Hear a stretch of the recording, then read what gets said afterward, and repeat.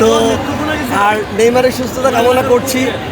আশা করি তারা একটা ভালো খেলা উপহার দিবে, কারণ পুরো বিশ্বকাপ জেতার চেয়েও তাদেরকে কোয়ার্টার সেমি বা ফাইনালে পরাজিত করা অন্যরকম একটা তৃপ্তির হবে। আমরা সেই তৃপ্তিটা পেতে চাই।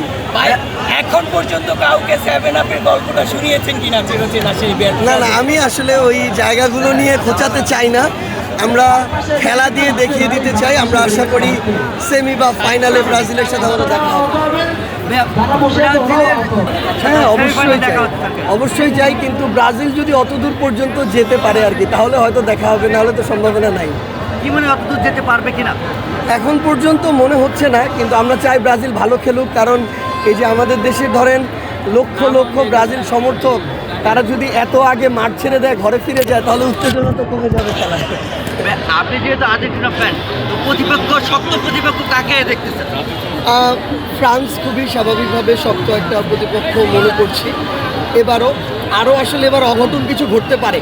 ধরেন এমন অনেক টিম যেভাবে ভালো ভালো খেলছে, গতকালকে স্পেনের বিপক্ষে যে খেলা হলো, কিংবা ধরেন মরক্কো যে খেলছে, নতুন টিমগুলো অনেক ভালো খেলছে। যে কোনো অঘটন ঘটতে পারে, তবে যে কোনো কিছু হতে পারে। আবার আমাদের দেখেন মাননীয় প্রধানমন্ত্রী একটা সেফ সাইড নিয়েছেন, তিনি কিন্তু ব্রাজিল আর্জেন্টিনার বাইরে গিয়ে ইংল্যান্ড নিয়েছেন। এটা আমরা চালাকি মনে করি আসলে।